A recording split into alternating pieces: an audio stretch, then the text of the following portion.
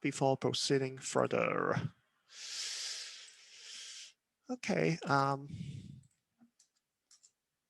we're now here, right? Now, let me have the illustration for you. We see what the terminal speed depends on. The terminal speed is g over b, and g over b is given by m over k, k over m g over k, because the differential of b is a k over m. Okay. Now, we can actually see something from this equation. What's that? How about if I have a larger mass? If m is larger, given that all other conditions are the same, suppose the size of the ball is the same and the viscosity of the medium is the same. If I have a larger mass, if the mass of the ball is larger, then you see from this equation that we have a larger terminal speed, right? Because the terminal speed is exactly proportional to the mass. So, and when m is larger, then you have a larger v infinity.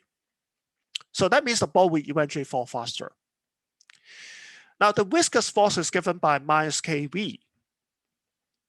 Now, we emphasize that all the information about the viscosity of the medium, the size of the bits, etc., they are contained in this constant K.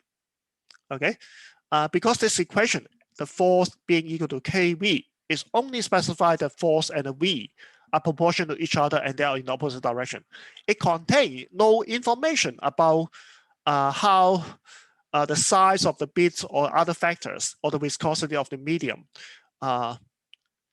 affect this problem. In fact, they are all contained, this information are all contained in the constant K.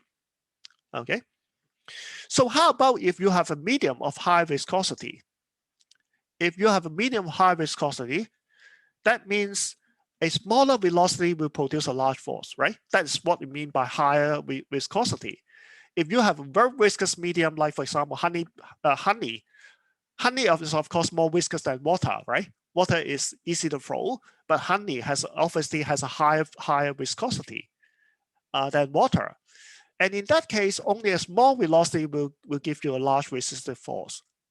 And so that means that the factor K for honey is larger than water, is much larger than water. Okay, so larger the viscosity, the larger is the constant K. And from this equation, you can see if K is larger, because K is inversely proportional to infinity, so when K is larger, V is smaller. So that means the ball will fall slower inside a viscous medium, inside more viscous medium. That is of course true. If you have a ball of the same size, of the same mass, when you compare it falling in air, falling in water, and falling in a viscous oil or honey, then of course inside the honey, the falling speed is lowest. And maybe the second one is inside water, and the fastest speed is in air, right? So that means the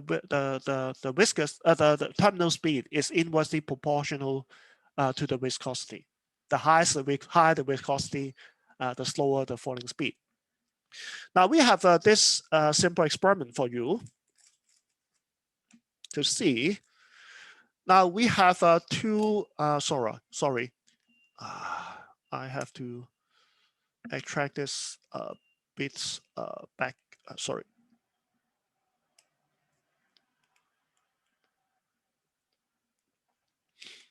Stop the sharing first and go back to myself.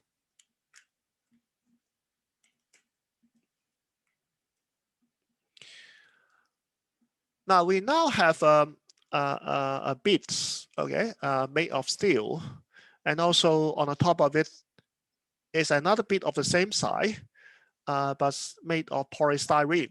Okay, so we have a plastic bit and iron and a steel bit. The steel bit is now placed directly below the polystyrene bits, and we have two tips.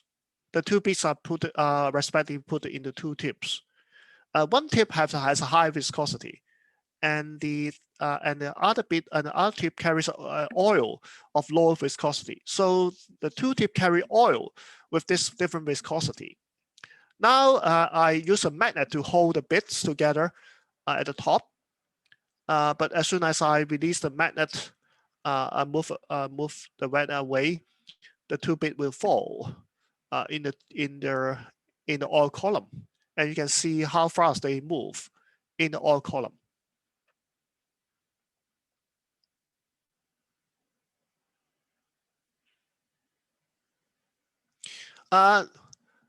Which oil column? In which oil column do the ball fall faster? Now the red one, right? The red one is here. The red one fall faster, right?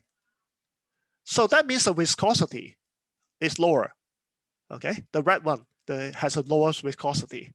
So there's different kind of oil. Now, so you can see for the polystyrene bit in the gray tip, here fall very slowly. Okay, now the steel bit actually fall faster than the polystyrene bit because it has a larger mass. They have almost the same size. You see they have almost the same size, but the steel bit has a larger mass than the polystyrene bit. So that's why it has a larger terminal velocity. So that's why the steel bit fall much faster than the polystyrene bit. Okay, and because of the difference in viscosity in these 2 columns of oil, the terminal speed is actually much higher in the red column than the gray column. Okay, so that is an illustration of what we have learned by solving the differential equation.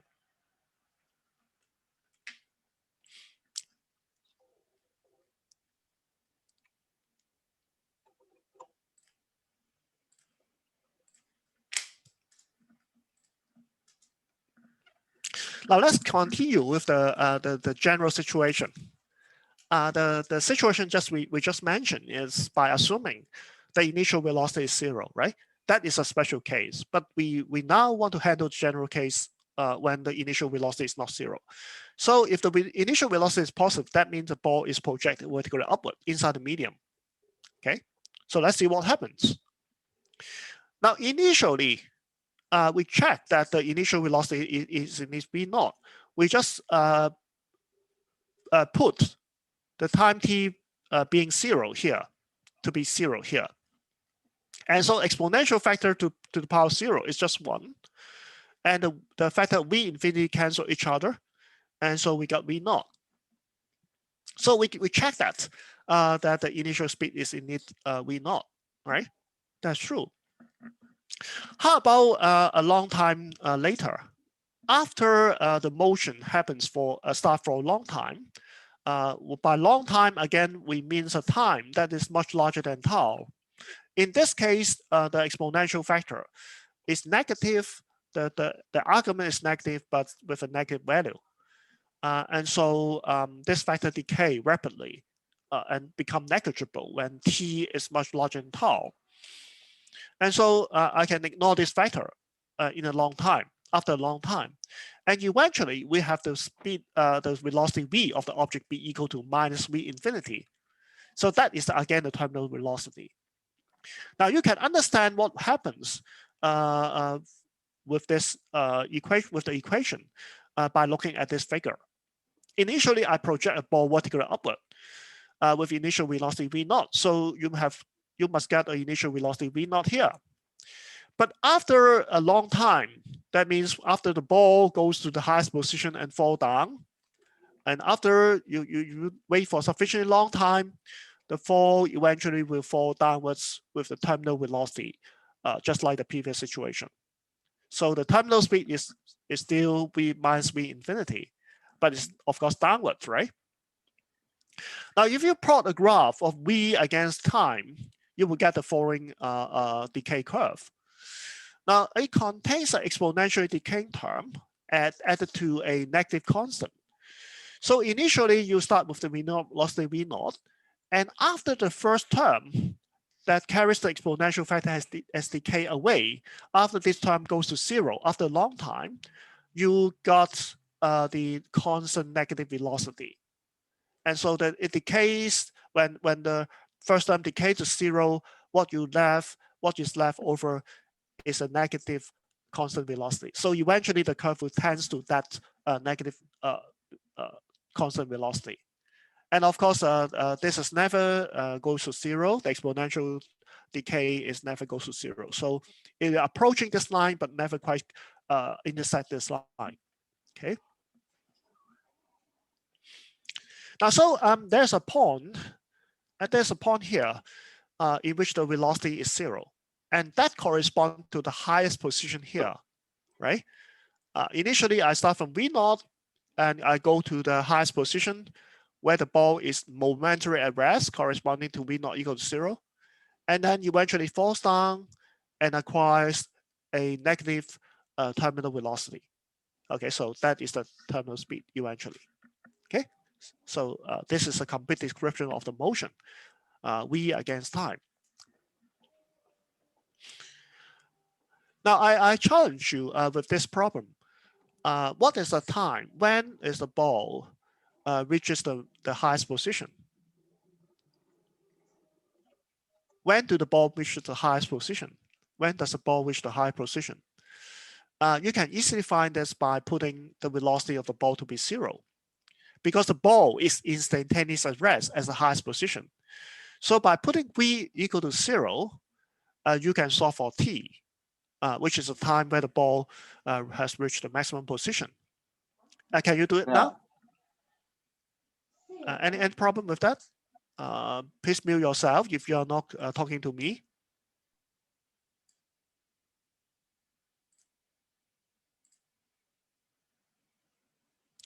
Can you do it for a few minutes, 3 minutes, 3 or 4 minutes, to find out the time for the ball to reach the maximum heights?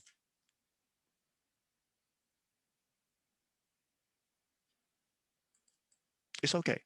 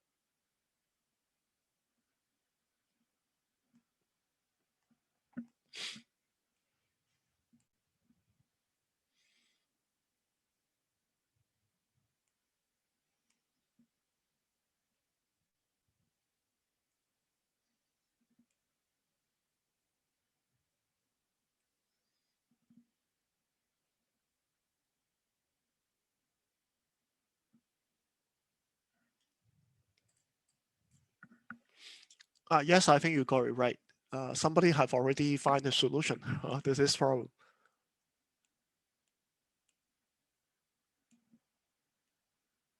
If you finish it, you can proceed to find the okay. You haven't find a position yet.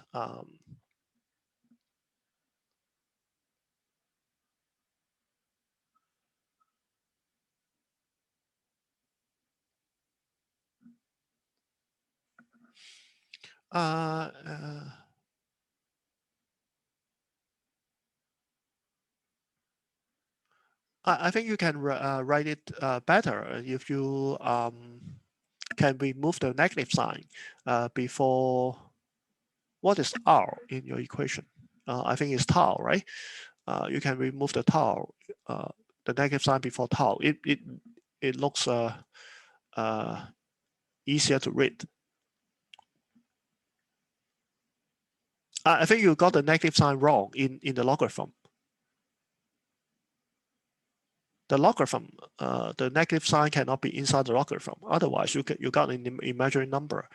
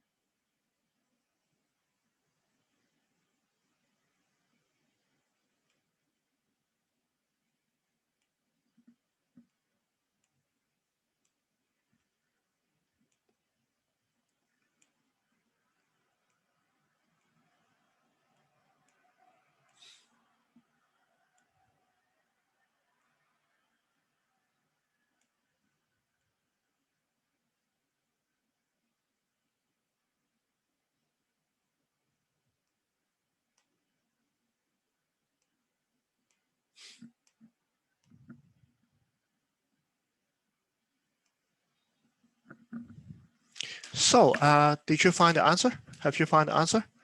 Now let's do it together, maybe.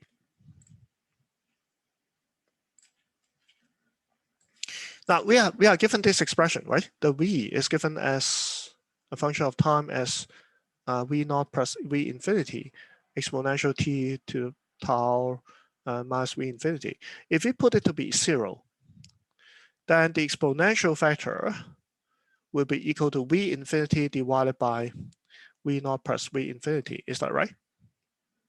Now we can take the logarithm on both sides. If we take the logarithm on the left-hand side, it cancels the exponential function because the exponential function and the logarithm, they are the inverse function of each other. So we get this formula, okay? And we can, of course, solve for the time t.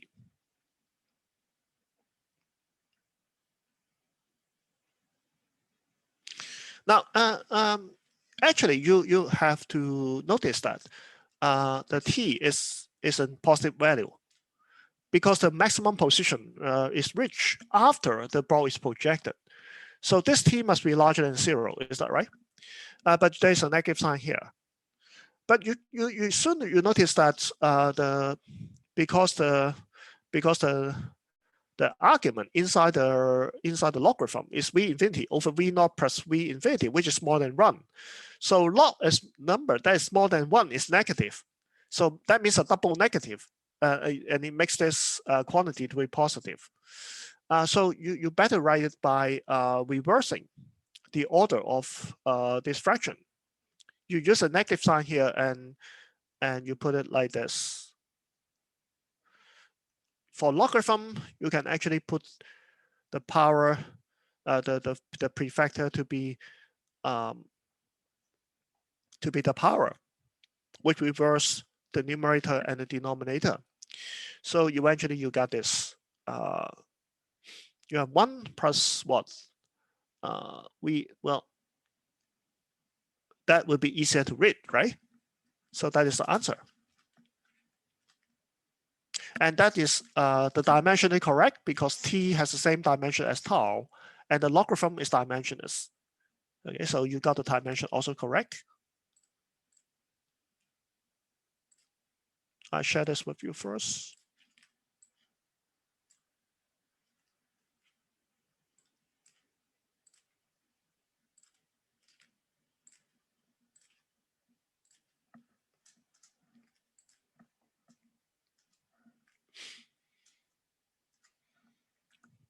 Now, we already have enough mathematical background to allow us to solve for a 2-dimensional problem.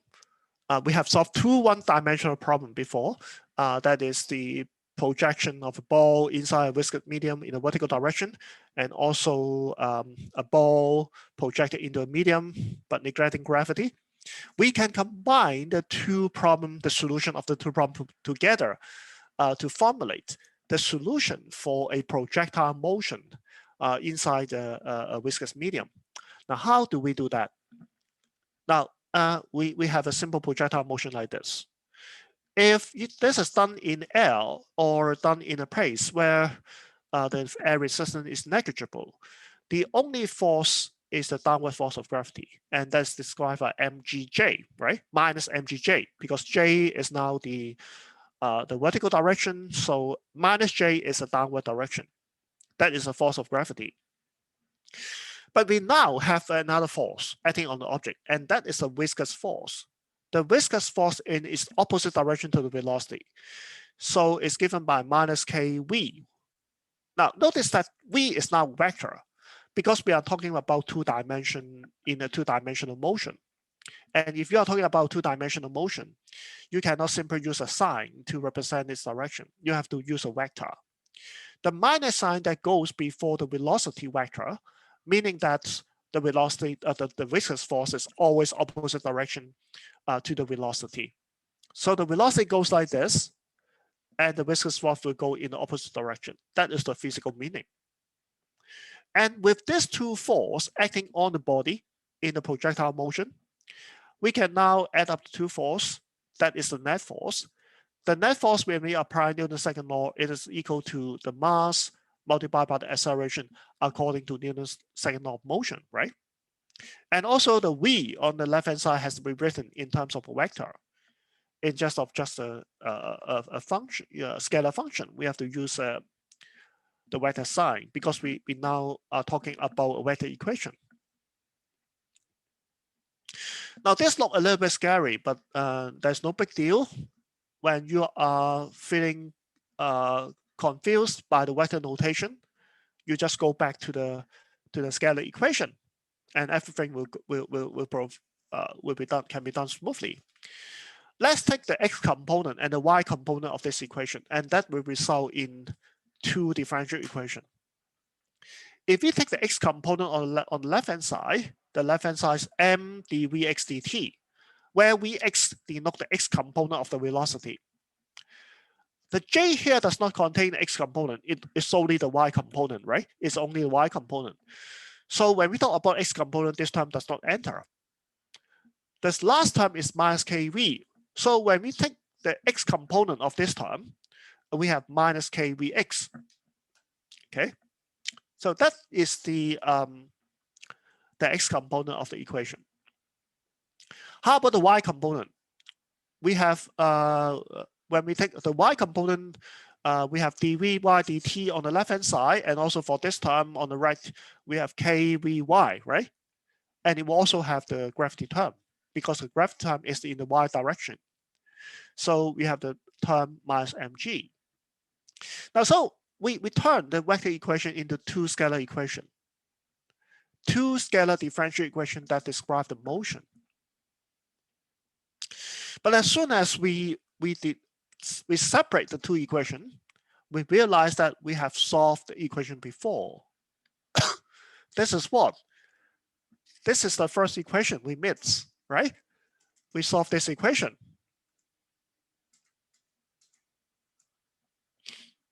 This is exactly the first equation that we have solved, right? Except that we now is not talking about the full velocity, but we are talking about the x component of velocity. We just replace v here with vx. Is that right? And what is the second equation? The second equation is the second problem that we have solved. Is this problem? We just have to replace v by vy to get the y component of the equation, right? So we have already solved it. We don't have to do it again because we know the solution. Okay, so that means we simply can adopt the solution that we have found to solve this problem. But of course, you have to insert the proper initial condition. For example, the initial velocity of the initial x component of the velocity is ux, which is u cosine theta, and the initial y component of the velocity is uy, which is u sine theta. Except that you just follow the same way of solving the differential equation as we have derived before. So there's no need for you to solve it again. You can just copy the solution, but you now use the initial condition for the two-dimensional motion, and that is the x component and the y component of the initial velocity. Okay, so we solve the two-component problem just by combining the solution of two one-dimensional problem. That is a miracle. We suddenly goes from moving in one direction to two dimension. And so I urge you to complete it in your homework, okay, and see the actual trajectory, plot the actual trajectory of a body.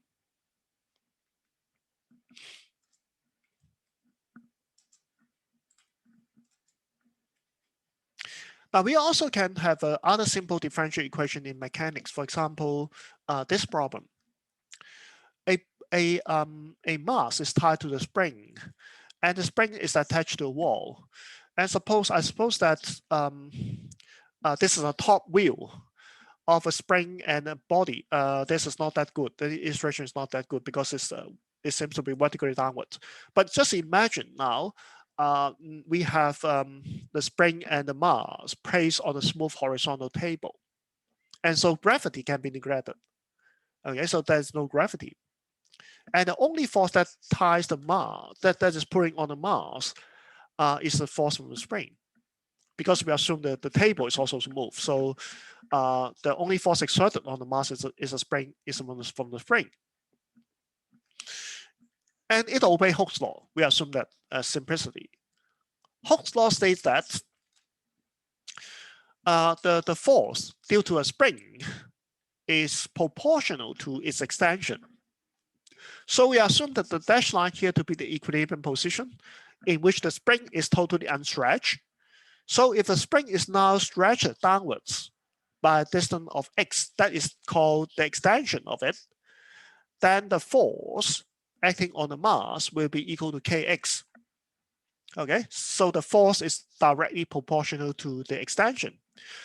The longer the extension, the larger the force. So if you stretch the spring to be longer, it exerts a larger pulling force on you. Okay, so that's what the equation means. And of course, we have a negative sign here. Again, the negative sign carries some meaning.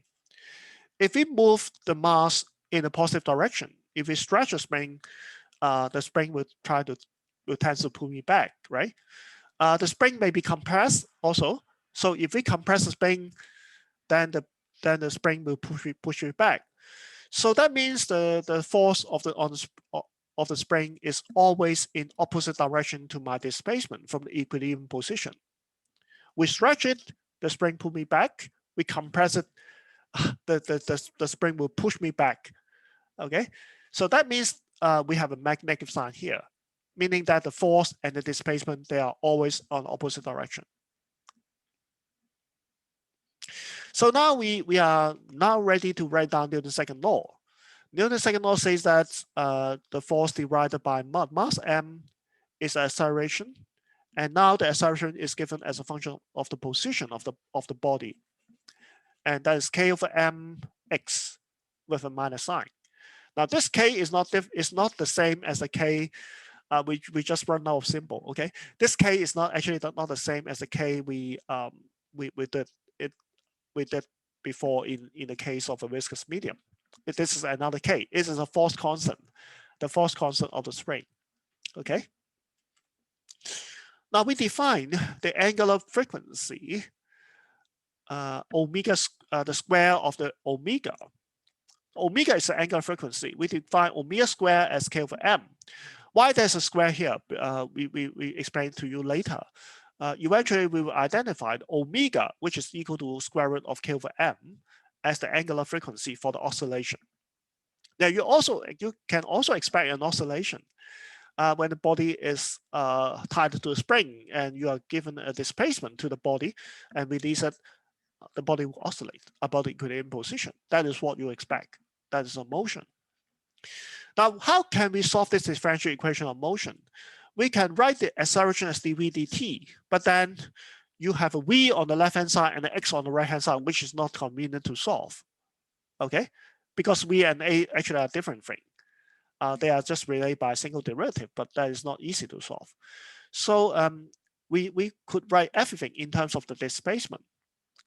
And so a is now written as a second derivative of the displacement with respect to time. And by doing so, we end up with this differential equation of motion. After writing k over m as omega square, we end up with this differential equation of motion. Now, what this equation say is the following. We want to find a displacement, the displacement as a function of time. We want to find x as a function of time.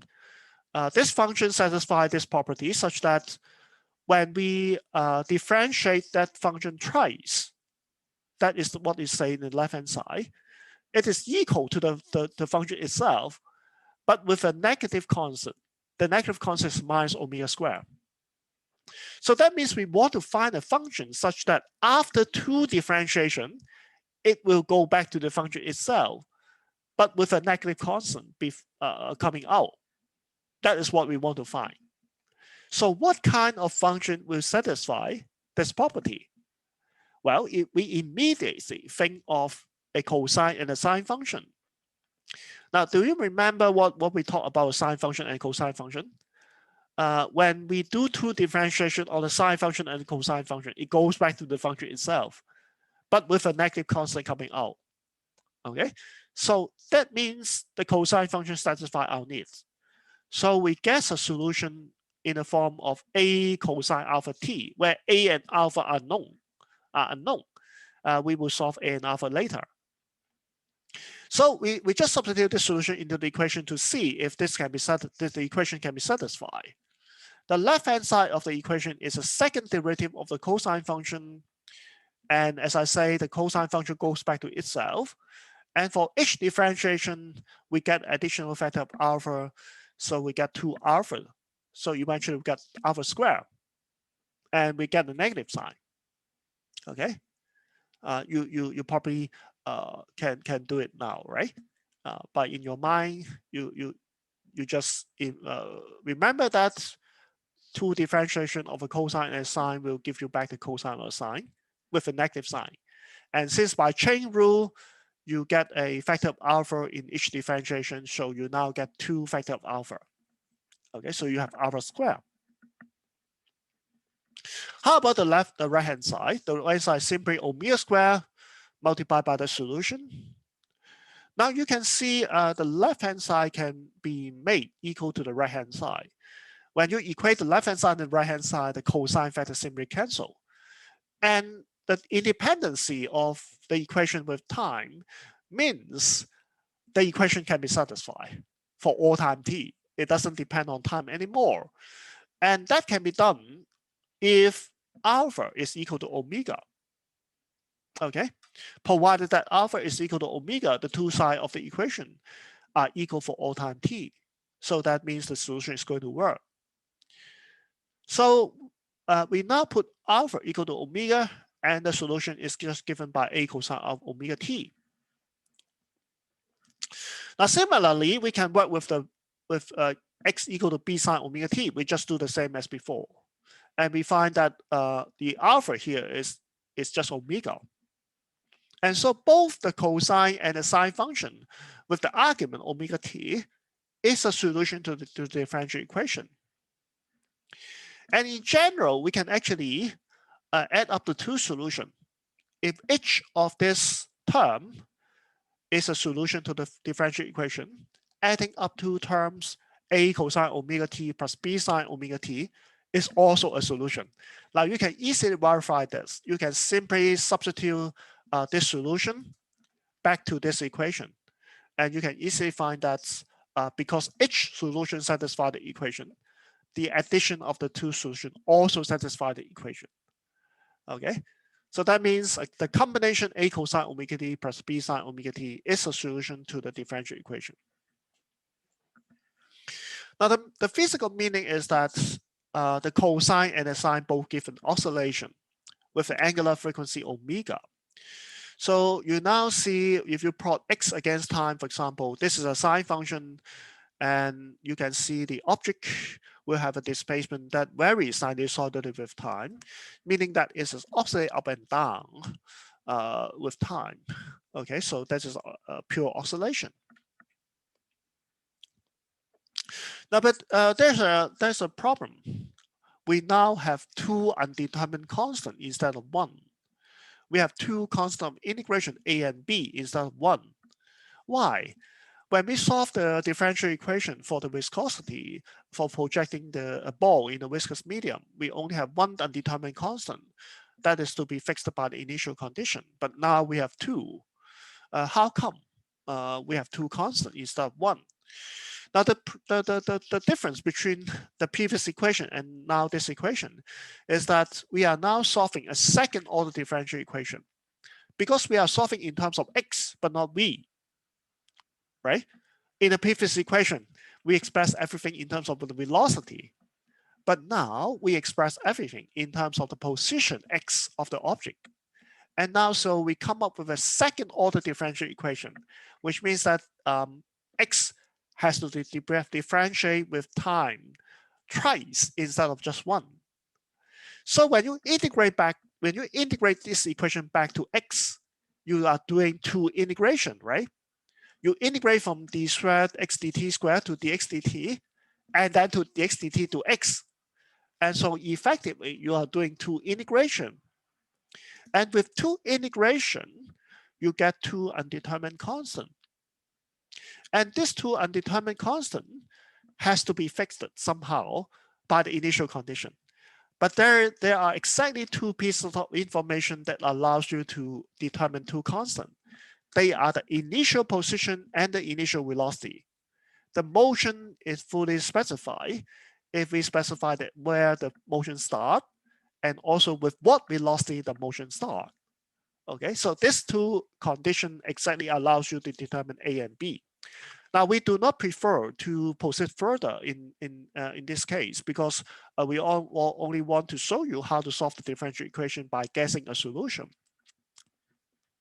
And we will discuss more about the problem of solving the constant A and B by the initial condition when we come to the chapter on oscillation. In that chapter, we will go into the oscillation problem in detail, and we will show you how to fix these two constants by the initial condition. Now, there are also other methods of solving differential equation. What we use is a method called the guessing a solution. We actually know the form of the solution beforehand, and we just guess a form of that solution. We substitute the solution back to the equation and see whether it can be satisfied, and to find out those constants. And that is how we proceed previously. And now we can have a more systematic way of solving a differential equation, and that is by doing integration. Okay.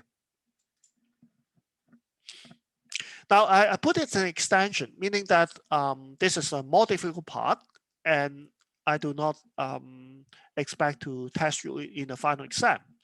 But I want you to know the general method of doing this.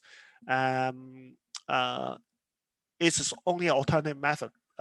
In some cases, it may be more complicated than guessing a solution. But this is a systematic way of doing this. Now, we go back to the case of the viscous medium. We begin with this differential equation. Do you remember? When we project a ball into a viscous medium and without gravity, we end up with this equation of motion, right? dv dt is equal to minus bv. Now, this equation cannot be integrated directly. Why? Because when we try to integrate both sides, we are integrating v with respect to t. But we don't know v as a function of time, right? V is a known function. We haven't solved v before. If we knew v beforehand, then we already have solved this problem. We don't have to do it like this, right? So there's no way for us to solve the equation like this. It's simply no use of integrating like this. But there's a trick for us to do the integration. We can rearrange the differential just like fraction. We can move the dt to the right-hand side, and we can move all the v. We can move the v here to the left-hand side. And so the left-hand side becomes dv over v, and the right-hand side becomes a constant minus b multiplied by dt. Now, the mathematician may tell you that, well, it's not good to move the differential like this, just like fraction. But for physics, I think 99% of the problem you can do this, because physics always deal with a smooth function, and the differential are just like the fraction that you can move around and do the integration. Now, why do we move the things like this? Why do we move the variable like this? Because the left-hand side now consists of function of the v only, and the right-hand side consists of function of t only. And so the two sides can be integrated separately, okay? Because the right-hand side contain only v, and the left-hand side contain only t. So they can integrate separately, okay? Now let's do the integration. We just do the integration on both sides. And you are now integrating 1 over v with respect to v, which you can now integrate. If you integrate with respect to t, you don't know how to integrate because you don't know v as a function of t. But if you are integrating 1 over v with respect to v, then you know how to integrate. It's a logarithm, right? You know the solution. The solution is simply a logarithm. And on the right-hand side, you simply integrate dt, which just gives you a t. Again, you know how to integrate. So you solve the problem already. Now, but there is a problem. After doing the indefinite integral, you have to take care of undetermined constant. That is the integration constant c. And since at time 0, the initial velocity is v0.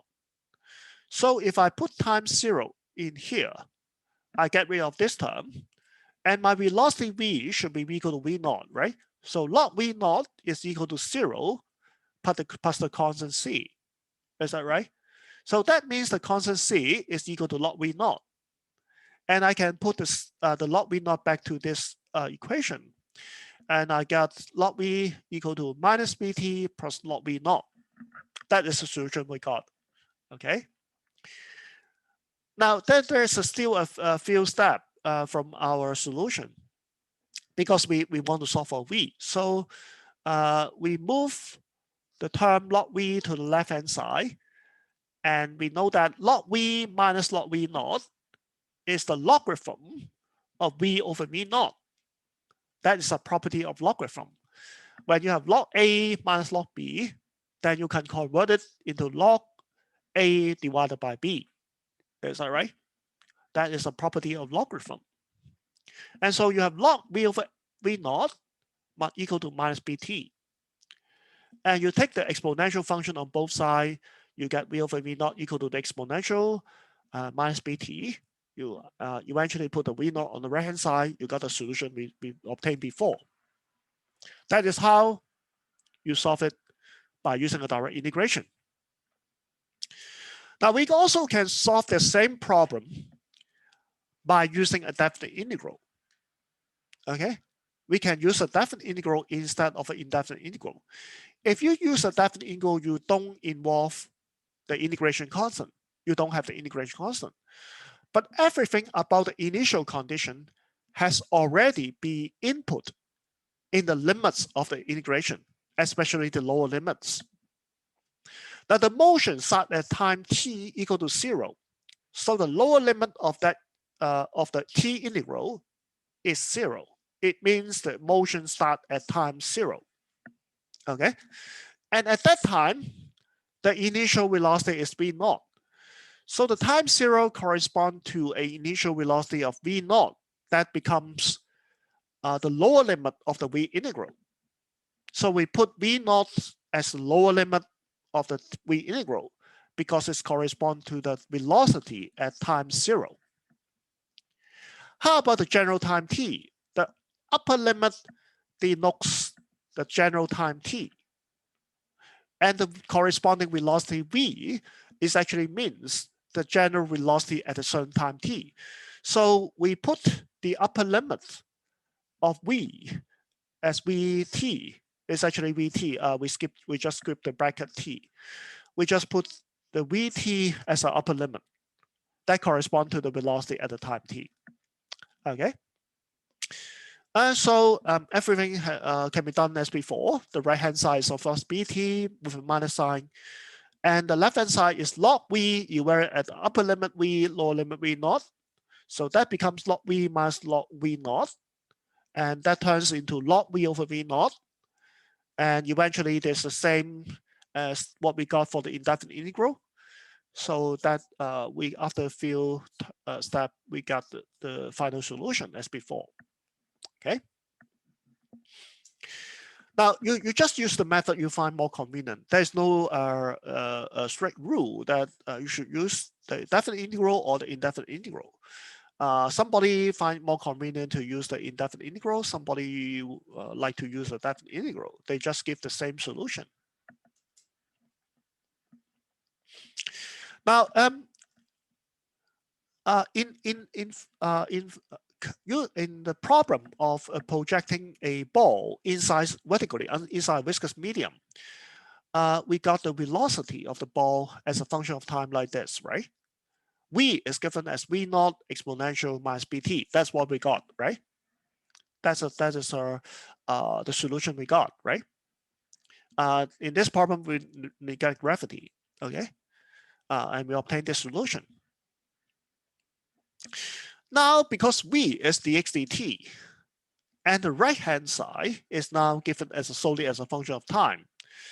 So that means we can integrate this equation in a straightforward manner because of the right-hand side is a known function. So we can integrate the right-hand side in a straightforward manner to get x as a function of time. Okay, so we integrate both sides. The left-hand side give me x. The right-hand side is an integration of v0 exponential minus bt. And integrating this, I think you know how to do it. You simply pull down the b in the exponential factor, and that becomes the numerator, the denominator. And you also have a negative sign here. And so you have minus v0 over b exponential bt minus bt. And do not forget the integration constant c prime. Again, at time 0, I assume the body to start from the origin, which is x equal to 0. So that means if I put 0 in this equation on the left-hand side, the exponential term is just 1. And I have the c prime term here on the right. And so I got the c prime is equal to v0 over b. Okay. After putting this back to the equation, I get x equal to v0 over b multiplied by 1 minus e to the power minus bt. And if I like, I can rewrite 1 over b as the time constant tau. And eventually I got v0 tau multiplied by 1 minus e to the power minus bt over tau. Now, tau has a dimension of time, right? So a velocity multiplied by the dimension of time has a dimension of length, which is the same as the dimension of x, because we are finding the position. So we naturally get a dimension of length, right? So we now have the full solution. Now, so what this solution describes is the following. Look at this solution. Initially, when the time t is 0, it just gives you a 0 displacement. But when the time t is much larger than tau, the exponential term is going to vanish. And eventually, you get a final displacement equal to v0 over tau. So eventually, the particle will stop here.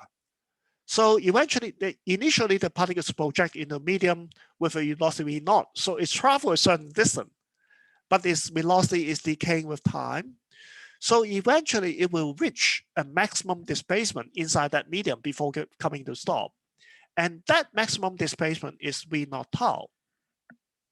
Okay, that is the maximum displacement inside the medium. So eventually, the ball goes slower and slower until it almost approaches a stationary point at the position v0 tau. So that is the meaning of this equation. Okay, you can see initially the x is 0 and it travels a certain distance inside the medium. And there's also a theoretic time scale.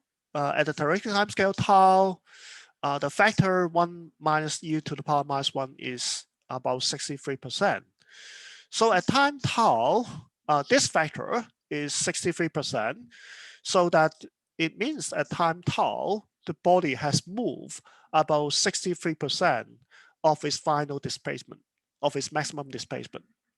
Okay, so again, you can see the time scale tau characterize the characteristic time of the motion. It allows you to see how fast and how slow the motion change with time. So I better stop here since it's a long lecture. I stop here.